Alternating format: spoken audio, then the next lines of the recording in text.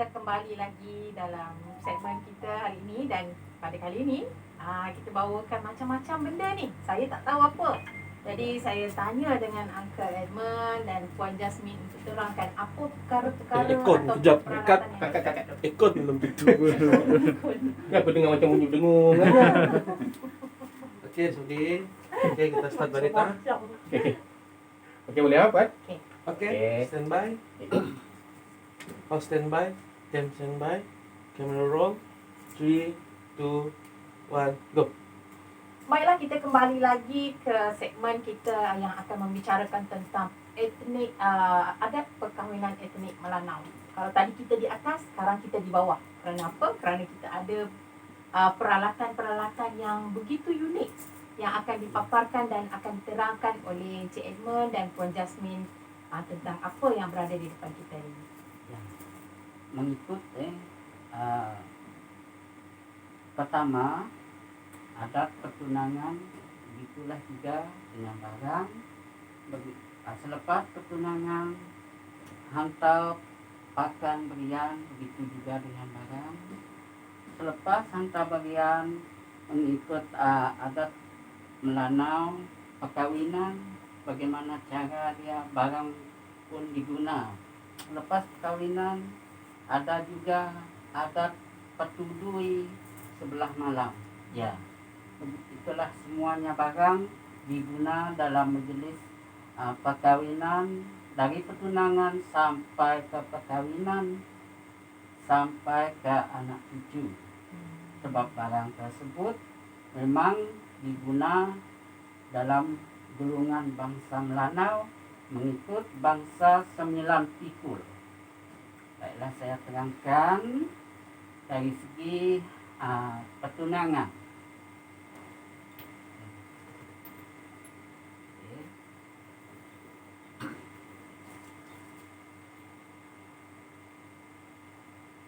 Mengikut dia permintaan sebelah pihak perempuan ada pertunangan orang bangsa 9 pikul sebentuk cincin belah rotan, itu tanda tunang. Diletakkan ke dalam anak pipak sirih. Lepas tu kemudian disimpan di atas padi, segantang padi. Kemudian disimpan ke dalam bekas anyaman dinamakan anyam senebayang. Anyam senebayang. Anyam senebayang. Dan ditudung dengan tudung tutup khas seperti tudung tersebut dinamakan tudung tutup berburuang mengikut adat pertunangan. Ini dibuat daripada apa ni? Yang ini dibuat daripada daun nipah. Daun nipah. Ya. Dan dipanggil berburung. Yang inilah dinamakan berburung. Kalau orang tujuh pikul tidak menggunakan yang di atas berburung. 7 pikul tak guna berberuang ni? Ya. Tapi dia menggunakan tutup ni juga? Ya, menggunakan tutup biasa saja. Jadi ditudung. Dan sebiji kelapa diletakkan ke dalam tempat khas yang dinamakan semetan. Semetan. Inilah semetan. Pinggan tembaga. Tempat menyimpan buah kelapa. Mengikut adat bangsa 9 pikul, adat pertunangan. Kelapa ni mesti kelapa macam ni ataupun boleh juga kita letak kelapa muda? Memang kelapa tua. Memang kelapa tua? Ya. Sebab kelapa tua dia tidak boleh jatuh, terpaksa dipetik. Tampuk ni tidak boleh pulang. Mesti badan dia bersih sekali. Memang pilih kelapa tua? Ya, memang pilih kelapa tua. Jadi mengikut dia. Lepas tu sebuah bekas tembaga untuk menunggu tunang selama 3 tahun ataupun 2 tahun mengikut perjanjian barang tersebut menunggu tunang. apa yang diisi dalam bekas tu? Begitu sahaja. Oh, bekas kosong. Ya, begitu sahaja. Apabila majelis perkawinan nanti mereka tu balik untuk dihantar ke majelis perkawinan. Oh. Jadi Itu untuk adat adat pertunangan. Dalam majelis adat menghantar berian sebilah pedang pamo. Ya.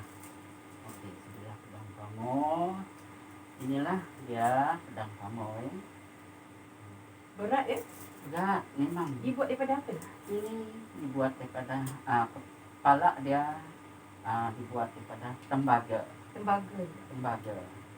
Lepas tu disalut dengan kain merah mengikut apa tu? Saya kena jauh sikit. Okey. Kalau dalam majlis tidak boleh keluar sekali, hanya separuh saja.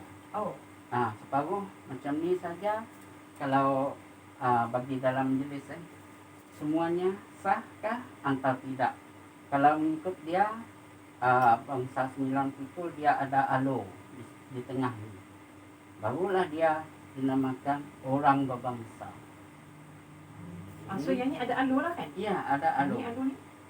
Alo lah dia tu. Kenapa dikeluarkan separuh saja? Takut biasalah parang. Untuk mengelakkan kecederaan lah. Terlanjur. Saya fikir mungkin dia ada pantang-pantang larang ataupun tidak boleh dibuka terus. Baik. Jadi mengikut pertama berian mengikut berian 9 pikul sebilah pedang. Yang kedua pembuka mulut. Pembuka mulut. Okey. Pembuka mulut. Dia minta 9 amas emas penyekap, yaitu gelang tembaga. Sehelai sapu tangan bertabur benang emas. Sehelai sapu tangan bertabur benang emas di dalam tumuk. Dinamakan barang ni dinamakan tumuk. Tumuk. Dia dibuat daripada apa? Ya. Dibuat daripada kayu. Ya. Di dalam ni ada mempunyai barang yang dinamakan mengikut 9 amas emas penyekap mengikut adat orang berbangsa 9 pikul sebagai pembuka mulut mereka. Lepas tu berian 9 pikul. Jadi ikut buat masa sekarang kita menggunakan emas. Kalau orang dulu menggunakan sebagai barang hantaran, yaitu seperti meriam, barang-barang tembaga ataupun geran tanah sebagai hantaran mereka. Tapi boleh menggunakan barang emas atas kemampuan mereka. Jadi buat masa sekarang selalunya menggunakan barang emas. Lebih senang lagi. Nak cari barang tembaga pun susah. Wah, tak ada lagi sekarang mengikut berian, mengikut bangsa dia. Maksudnya mengikut peredaran zaman tapi sama nilai lah mungkin. Ya, sama nilai. Sama nilai. Jadi berian. Pakan berbalik kepada mata uang atas permintaan ibu bapa mereka. Jadi ulau berian mengikut adat 9 pikul 90 ringgit. Jadi barang tersebut kena dihantar sebelum majlis perkahwinan. Sebelum majlis perkahwinan kena dihantar terlebih awal. Lepas tu dalam permintaan perjanjian mereka pada hari perkahwinan barang seperti dia belah bidak sebuah kain congket bertabu. Dan Dibelah bidak sebukuang 9 nala manik jahat, 9 biji manik jahat sebagai pahe mukad. dia dipakai di mana? Dia apabila pengantin sampai ke rumah si lelaki, ibu mentua kena menyarung barang tersebut Tangan. di tangan. Oh. Ya, di tangan. Lepas tu kanan seni, yaitu tempayan seni. Apabila pengantin perempuan sampai ke rumah, sebelum dia naik lebih awal sebuah bekas tembaga atau 2 buah mengikut adat 9 pikul, seorang mendongkong, seorang memikul, jadi kena 2 buah bekas tembaga. Apabila mereka dah naik, kalau barang ni belum sampai ke kaki si pengantin perempuan, pengantin tidak boleh naik. Lepas tu dia bawa terus naik. Apabila sampai di depan rumah, di depan pintu, ada wakil dia membuka karena tempayan ni dan mencuci kaki si pengantin. Diisi air lah. Ya, di dalam ni diisi dengan air. Sebab di dalam ni juga ada batu. Ada batu. Kaki pengantin memijak di atas batu. Kemudian si wakil akan mengambil dengan temaam. Ini dinamakan temaam. Kemudian mengambil air, letak dalam piring kecil. Lepas tu sebanyak manalah. Kemudian dititik di atas kaki. Lepas tu barang tersebut disimpan balik. Kemudian diserahkan kepada wakil sebelah pihak perempuan untuk menyambut. Apabila mereka dah sampai, dah masuk ke dalam rumah, sebelum dia sarungkan kain dahulu. Apabila dah disarungkan kain dahulu, baru dia masuk. Mereka duduk.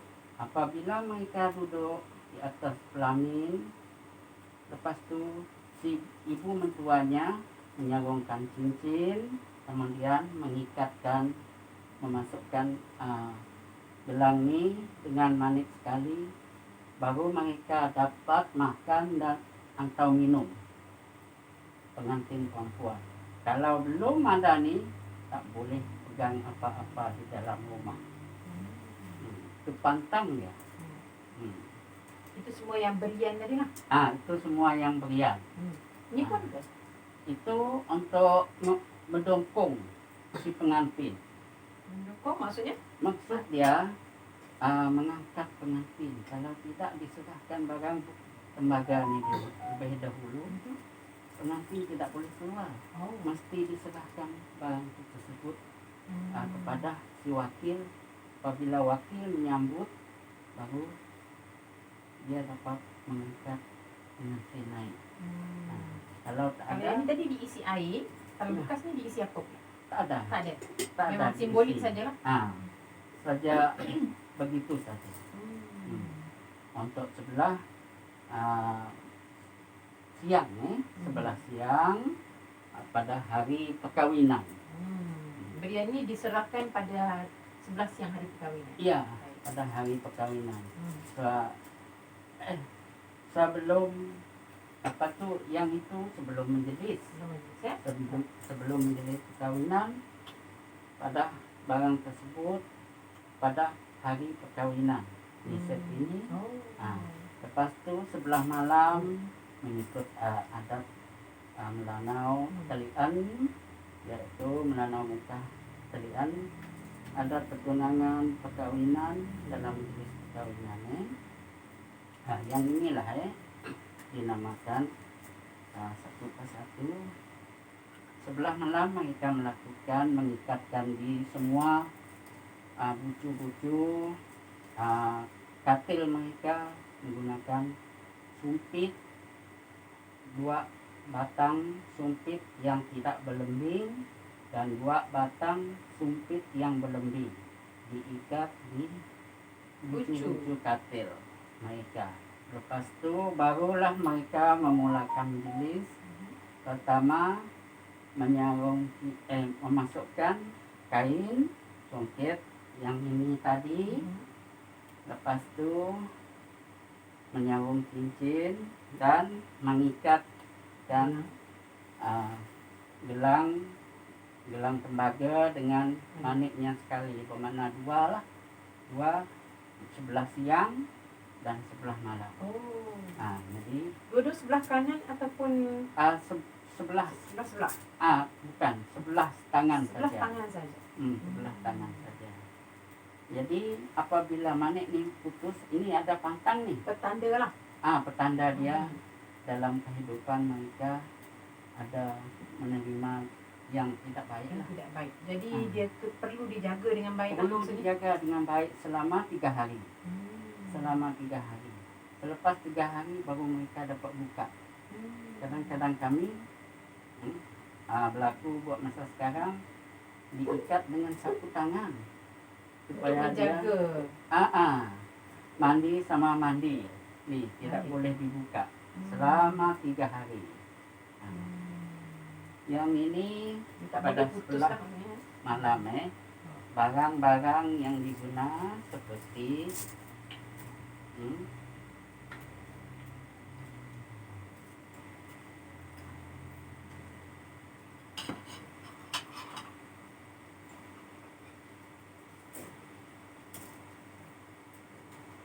jalok timun atas permintaan sebelah pihak perempuan, jalok timun,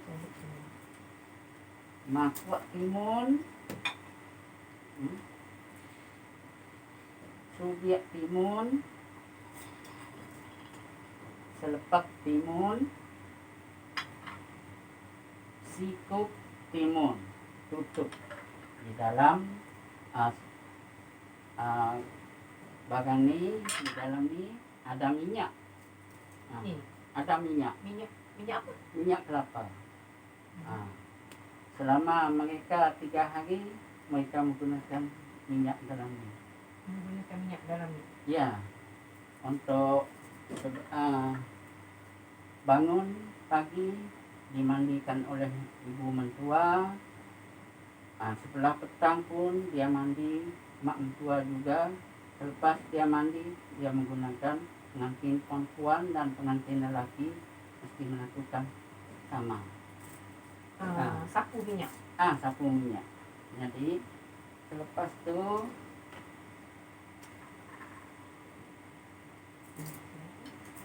yang sirih ni bila? Yang ini dulu. Belum. Yang ini dulu. Yang ini yang ini dinamakan karusung tulai. Sebelum mereka menutup kelambu, yang ini dipasang di luar. Di luar bilik. Di luar bilik. Lepas tu ini dinamakan tilak. Tilak senempeng, jalak tilak senempeng, jalak gasak, jalak kabut gasak, telawala tulai yaitu dama. Lepas tu dibuat mereka, kemudian mereka memasang sebelah malam begini, kemudian dinyalakan. Lepas dinyalakan takut mereka api dia berkarat, kemudian mereka titipkan dengan lembing dalam adat istiadat. Selepas itu dah semua dinyala dan diatur mereka. Yang ini dah digantung barulah pada sebelah malam pengantin menyuap sirih. Upacara macam itulah dia. Si lelaki menyuap kepada si Maksudnya perempuan. kena ada dua sirih ke ataupun satu-satu? Dua belah. Perlu buat dua-dua serentak lah Ya, maksudnya. perlu dua-dua serentak karena perlu dua buah keris juga. Si lelaki menyuap si perempuan, si perempuan menyuap si lelaki. Sambil mereka menyuap, suap menyuap tadi, disitulah Ada sumpahnya di situ ada kan? sumpahnya. Macam yang Sekiranya pihak si lelaki membuat ingkaran kepada perempuan, si lelaki tidak akan selamat dari dunia ini sampai dunia akhirat. Selepas itu si lelaki, sekiranya perempuan mengingkar janji dan mengungkir janji bercerai-berai, si perempuan tidak akan selamat kalau tidak mati beranak. Itu sumpahan. sumpahan dia. Masa majelis perkawinan, majelis sebelah malam, majelis petido. Macam janji sehidup semati lah. Ya, kalau boleh berjanji bersehidup semati lah, macam itulah dia. Lepas itu mereka melakukan, apabila sebelah petang mereka menyalakan api dan memandikan pengantin semua. Selama 3 hari mereka membawa minyak nih, diletakkan ke dalam nih, kemudian dia mengikiskan buah, ini dinamakan buah lipas. Buah lipas dan menggunakan kulit pari. Kemudian dikikis mereka. Lepas dikikis, barulah si ibu mentua menyampu kepada pengantin lelaki, pengantin perempuan. Anak dan menantunya lah. Ya, anak dan menantunya selama 3 hari. Sapu di bahagian mana? Semua badan. Semua badan. Ya, semua badan. Sebab saya tengok tadi bekas ni macam kecil je. Ya. Adakah dia boleh ditambah-tambah? Tidak boleh ditambah. Cuma hanya kita tahu saja untuk menggunakan sedikit saja. Asal ada syaratnya. Ada Itulah, cara ataupun perkawinan orang Melanau mengikut adat orang Bangsa 9 Pikul, adat Kampung Telian. Tapi tempat lain ada berbeza dia, ada tapi tak sama, tapi ada yang walaupun suku kaum Melanau, tapi Melanau Telian lebih daripada Melanau lain. Itulah perbezaan dia. Jadi Puan Jasmine dulu macam mana? Guna yang berapa pikul? Dia menggunakan Ada peti 5 pikul. Sebelah bapak lah. Ikut sebelah bapak. Mengikut adat sebelah bapak dia. Kalau mengikut sebelah mak dia, atas permintaan mak dia. Kalau dia anak yang tua sekali, mak dia boleh berhak meminta mengikut adat sebelah mak dia. Hanya seorang sahaja. Tapi perempuan saja, lelaki tidak boleh.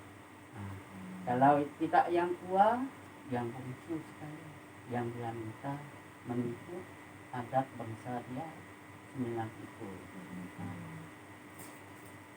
Tapi masa majelis perkawinan ibu bapak mereka, tapi sebelah bapak kena bayar adat 9 Pikul kepada maknya. Tapi apabila dah jadi suami istri, anak-anak dia terpaksa mengikut sebelah bapak dia, mengikut bangsa adat sebelah bapak. Itulah dia. Jadi kalau kita lihat barang-barang di sini kan kita ada Ya. senjata ni, Ya. kita panggil apa? Pedang. Pedang. Ada pedang, kita ada keris. Dan saya difahamkan kita juga ada meriam, kita ada Ya. bendera yang melambangkan Melambangkan budaya mereka. melambangkan budaya-budaya Adat- golongan tertentu. adat Mungkin mereka, boleh ya. kongsikan.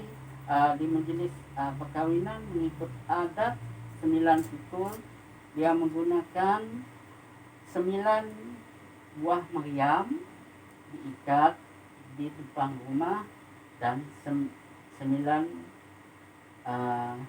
buah mendera juga mengikut adat dia diikat di Bangsa. mengikut bangsa dia. Benderanya 9 berbentuk unitnya 9 tapi bentuk dia macam mana?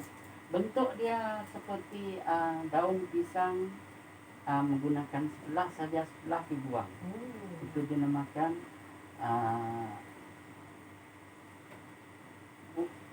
daun balea. Daun balia. Daun balea mengikut mendera daun balea. Baik. Dia menggunakan ada yang panjang tapi berekor 3, itu dinamakan tetungul. 2 tetungul, 2 tetungul, antara 5, 7. Kalau ikut bangsa dia, kalau 2 tetungul bendera panjang, dia 7 menggunakan bendera daun pisang. Macam sekarang ni kan Ya. Cik Edmund, kita tengok orang macam-macam, kerja macam-macam, jadi pendapatannya pun macam-macam. Ya. Tapi saya difahamkan kaum etnik Melanau ni dia, kalau kita nak tengok dia punya tahap ekonomi dia ataupun tahap pangkat dia semasa perkahwinan dengan kematian, betul tak? Ya. Jadi mungkin boleh kongsikan juga dengan Okey, boleh. Kalau kalau hari-hari biasa kan kita tak tahu ya, dia kalau dia pakai hari biasa perbezaan majelis perkahwinan dan kematian memang ada. Sebab mengikut orang berbangsa 9 pikul, waktu dia meninggal 1 das tembakan. Baru dia memandikan mayat tersebut. Selepas siap dimandikan dan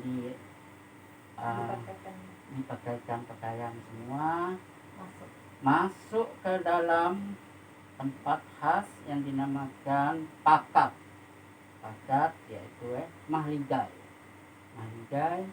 Kemudian 1 tembakan sebanyak 9 das tembakan sampai selesai dia dikubur. Itu pun berapa hari dia masih dalam rumah. Kalau ikut adat dia, orang yang bergendang siang dan malam, gendang itu tak dihentikan, tang tung tukar menukar mengikut bangsa dia. Gendang saja ataupun ada lagu-lagu tersendiri? Tak ada lagu. gendang saja sampai hari perkuburan, perkebumian, sampai jenazah tersebut masuk ke dalam tanah baru mereka berhenti. Maksudnya kita boleh tengok pada masa perkahwinan dan juga pada masa kematian, kita boleh tengoklah pangkat-pangkat dia. Ya, Bangsa dia lah. bangsa dia. Kalau orang 9 pikul itu Waktu perkahwinan dan kematian. Kalau macam tadi Puan Jasmine ada sebut ahli keluarga Puan Jasmine, ada juga yang macam di pangkatnya lebih tinggi tapi pekerjaannya ataupun ni dia punya pekerjaannya rendah mungkin. Pendapatannya rendah lah. Tetap mereka mengekalkan apabila kematian dan perkahwinan ada tu yang akan ditonjolkan tapi bangsa. Sebab budaya mereka tetap darah mereka adat yang adat mengalir yang dalam diguna oleh mereka. sekalipun kehidupan mereka susah, tetap juga mereka Tidak akan kira miskin dan kaya, kaya. tapi adat mesti ditetapkan. Dan Dari pangkat itu mesti perkawinan dia pegang sampai kematian. Ah, Adat memang digunakan mereka itulah mengikut keistimewaan bangsa dia. mereka. Baik. Walaupun Itu rumah untuk mereka nampak golongan tak cantik, Orang berbangsa sembilan Ah. itu. Begitu juga dengan orang 7 pikul, orang 7 piring, ah, 5 pikul, tak jauh perbezaan. ya. Mengikut adat perkawinan sampai adat kematian. Sebab Melanau ada mempunyai adat kematian juga. Bagaimana cara mereka menggunakan tembakan, menggunakan kain putih disidai di atas jalan. Disitulah mereka jenazah mereka akan dibawa seperti red carpet lah. Masa sekarang red carpet. Ditonjolkan lah. Umpamanya begitulah ya. Jadi apabila mayat tersebut belum dikubur, keluarga pihak sebelah keluarga semua akan turun mandi mengikut adat mandi. Adat mandi keluarga dia Ada tidak adat tertentu lah untuk setiap bangsa yang adat mereka, mandi ada juga golongan mereka lah. ikut golongan mereka. Walaupun bagaimana keadaan kehidupan mereka sewaktu kahwin dan kematian memang akan ditonjolkan. Ya. Tidak ada yang pilih dia sudah miskin, dia hilang taraf tak ada. Tidak, Dia tidak tetap pilih akan miskin dilayan ataupun sebagai kaya. Ah, Tapi yang penting bangsa mereka, adat mereka. ya. Dari segi rupa parasnya, ada tak beza antara pangkat-pangkat? Ada beza tak? Ada ya? Yang kita boleh nampak daripada mata kasar tak nampak? Ada juga? Ada. Barangkali warna kulitnya kah? Ataupun matanya kah? Oh, kalau mengikut begitu, itu dah semula jadi, tidak kira lah. Asal ada jodoh pertemuan, begitulah. Tidak kira warna kulit dan apa tinggi rendah, tidak kira. Yang penting jodoh pertemuan mereka, adat mereka, budaya mereka, mereka mesti menjagakan adat resam budaya mereka. Betul? Maksudnya tak nampak beza sangat lah. Tak nampak beza. Cuma dari segi yang dah ada golongan yang atasan tu macam watakkan mereka memang ada beza sikit lah. Dari segi ketuturan, tingkah laku memang ada beza. Ya.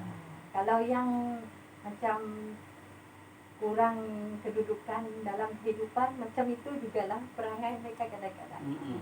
Cuma saja seperti membezakan dia antara suami istri mereka, dapat suami istri. Kalau dia berbangsa Cina seperti kakak bersuamikan orang Cina, tapi dia orang Melanau.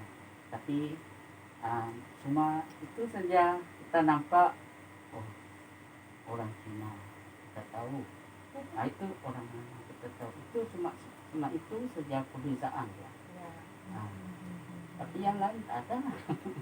Cuma hanya terima saja. Maksudnya macam pun Jasmine sebut tadi tu, dari segi perilaku dan tingkah lakunya ada sedikit lah yang menampakkan mungkin etikanya barangkali. Memang ada. Memang ada etika.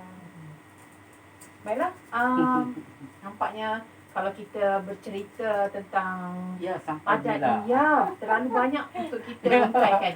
terlalu kita banyak akan, untuk diterangkan. Yes, terlalu banyak Tapi untuk diterangkan. Buat sekarang kita menggunakan inilah barang-barang yang digunakan oleh dalam bangsa Melanau, orang berbangsa 9 pikul, adat kampung Telian Tengah. Baik. Jadi tuan-tuan dan puan-puan sekalian, kita sampai di sini je barangkali untuk program kita pada hari ini. dalam program Intelek Seni yang kita banyak mengupas tentang perkahwinan etnik Melanau, adat perkahwinan etnik Melanau. Kita akan korek lagi ataupun kita akan gali lagi input-input lain berkenaan etnik Melanau ini. Jadi sampai di sini saja. Sebarang kesilapan saya mohon maaf dan kami mengucapkan terima kasih kerana tuan-tuan sudi menonton dan berkongsi ilmu. Semoga perkongsian pada hari ini dapat memberi manfaat kepada tuan-tuan dan puan-puan semua. Sampai jumpa lagi. Sekian daripada kami, daripada Jabatan Kebudayaan dan Kesenian Negeri Sarawak. Terima kasih.